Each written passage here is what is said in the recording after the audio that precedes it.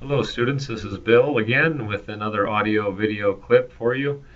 A couple things I want you to keep in mind as we finish this module and head on into spring break. First of all, you're looking at Module 5, the process essay. Things are going pretty well so far, I think, with everyone participating in workshops and getting their workshop guides handed in. A couple things that keep popping up that I want to just draw your attention to. The changes paragraph.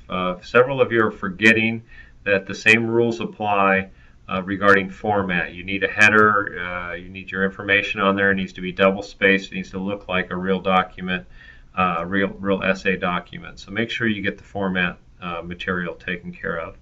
And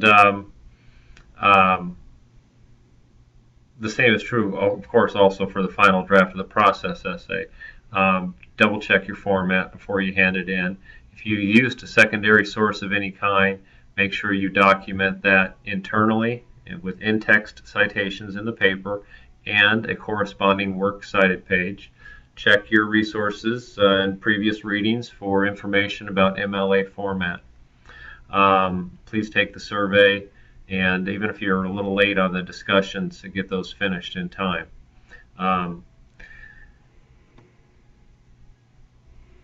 I also want to have you look at a couple of things that are kind of on my mind and I want to bring up to you now. First of all, let me get this out of the way. There we go. Essay length. Many of you are writing essays that are frankly underdeveloped. I know there's a standard academic 5-paragraph essay that many of you are just sort of fixated on, and maybe I've led you to think that that's the way it needed to be. But in several different places, on several different essays, I've mentioned shooting for the 3 to 5 page mark, and that's what you should be shooting for. Many of you are you're jamming whatever you can jam into 3 body paragraphs, and there's just no way you're going to give me more than 5 paragraphs. At least that's what it seems like when I'm reading it. So don't get so caught up on that 5-paragraph minimum. But you've got to develop your idea enough to give the reader something to sink their teeth into. So keep that in mind on all the essays from here on out. Another thing I want to point out, item number 2 here, thesis, body paragraph, topic sentences, transitions, and echoing the thesis. What do these all have in common? When I look at an essay that you hand in, I ought to be able to immediately go to the introduction and find that thesis sentence. It needs to be clear, direct, impossible to ignore. This is your main point, and it is your own roadblock that keeps you focused as you continue to write, and it gives the reader something to hang on to as he or she enters into the body of the essay. And then when you get to the body paragraphs of your essays, each one should start with a good topic sentence that in some way echoes back to the thesis. You just can't start into your topic and expect the readers to make connections. You are bringing your first main idea and stating it, and then supporting that main idea with information. And that point and those support in that sentence or that paragraph, that main point and those supporting sentences all support and prove the thesis. So each body paragraph, it ought to be very clear that it has one main topic, and that topic is developed and supported, and that topic helps prove your thesis. Always try to keep this phrase in mind, echoing the thesis. Through your use of transitions within paragraphs and at the beginning of paragraphs, through good solid topic sentences, those are the links that keep the paper connected. You have to imagine that your reader is an intelligent person, but a little on the lazy side. You have to make the connections. Okay? Third point here, mechanical and grammatical errors and Comp 2 readiness. It's very difficult, I know, to get back critical feedback from an instructor, especially if your essay is not at a passing level. I know I have rubrics for my essays, but if I read an essay that has so many errors or is so flawed, I might not even use your rubric.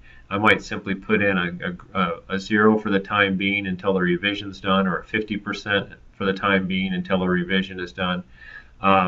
But I have to keep in mind we're halfway through the semester.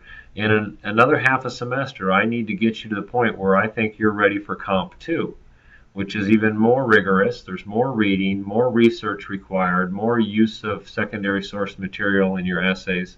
And if I'm having difficulty simply getting through the meaning of a sentence because it's constructed so awkwardly, or if your grammar errors keep repeating themselves and are so numerous, those will outshine or will override any decent content that the reader could dig out of that essay.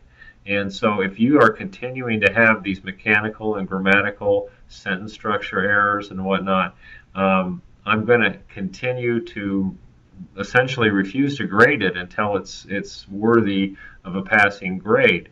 I hate to come across as harsh, but I have to give you honest feedback. Revisions are always an option. Sometimes I'll grade them and then you'll revise them.